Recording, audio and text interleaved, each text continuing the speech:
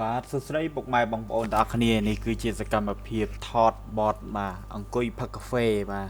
ហើយពុកម៉ែបងប្អូនបានឃើញហើយនេះសកម្មភាពក្រុមការងារបាទនេះសកម្មភាពគាត់ច្រៀងបាទមានកែវកាហ្វេមានក្រាស់កាសែតបាទពុកម៉ែបងប្អូនទាំងអស់គ្នាបានឃើញហើយបានឮសំឡេងហើយនេះគឺក្រុមការងារបាទហើយខ្ញុំនេះបាទប្រាប់ទូបាទប្រាប់តារាចម្រៀងឲ្យធ្វើចេះមកចេះអញ្ចឹងពុកម៉ែបងប្អូន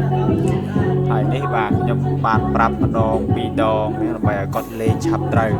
បាទហើយបន្តទៅមុខទៀតបាទពុកម៉ែបងប្អូនឃើញហើយខ្ញុំប្រាប់តម្រុំតែចប់មួយបទរៀងឈឺកដែរពុកម៉ែបងប្អូនដោយសារគាត់តារាចម្រៀងថ្មីដែរក៏អត់សូវចេះសម្ដែងច្រើនទេបាទហើយនេះខ្ញុំប្រាប់បាទប្រាប់ច្រើនពុកម៉ែបងប្អូនហើយនេះកាមេរ៉ាមែនបាទរៀងនេះតិចឯងយើងថតក្នុងហាងហើយភ្លើងបាទនេះប្លង់ផ្សេងបាទមួយទៀតមាន dancer មានអីរំអញ្ចឹងពុកម៉ែបងប្អូនហើយនេះប្លង់គាត់រំម្នាក់ឯងច្រៀង lip sync ម្នាក់ឯង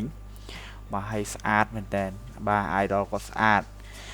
ហើយពុកម៉ែបងប្អូននេះប្លង់គ្នាច្រើនបាទមានអ្នករំមានអីអញ្ចឹងពុកម៉ែបងប្អូនហើយសង្ឃឹមថាបទនេះពុកម៉ែបងប្អូនបានទស្សនាហើយបាទហើយនេះពុកខ្ញុំនេះបាទមាន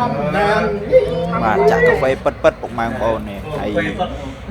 កម៉ែបងប្អូនឃើញហើយបាទហើយខ្ញុំចាប់ប្លង់ជាមួយនឹងកាមេរ៉ាមែនរកមកប្លង់មកពុកម៉ែបងប្អូនគឺយូរមែនតើហើយនេះមានបាទអ្នក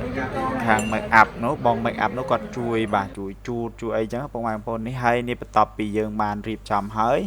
ពុកម៉ែបងប្អូននេះឃើញទេអូដូលីបាទហើយឲ្យគាត់ស្រែងអង្គុយឲ្យស្រួលបាទដើម្បីថតបានប្លង់ស្អាត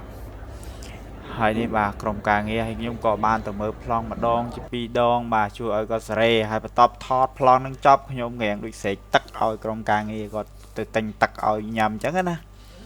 ហើយក៏មានហើយកំពុងតែរៀបចំបាទស្រែស្រង់កាមេរ៉ាបាទហើយបាទ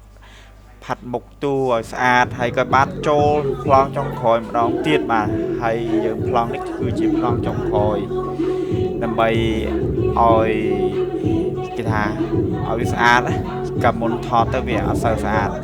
ហើយបាទហើយខ្ញុំក៏បានប្រាប់បន្តទៀតដែរពុកម៉ែបងប្អូនហើយពុកម៉ែបងប្អូនបានទស្សនាហើយក៏សូមអរគុណដែលទស្សនាវីដេអូនេះរហូតដល់ចប់សង្ឃឹមថាពុកម៉ែបងប្អូនបានទស្សនាបទនេះទាំងអស់គ្នាក្នុងផលិតកម្មថោនក៏ដូចជាเพจផ្លូវការរបស់ផលិតកម្មថោនទាំងអស់គ្នាបាទសូមអរគុណ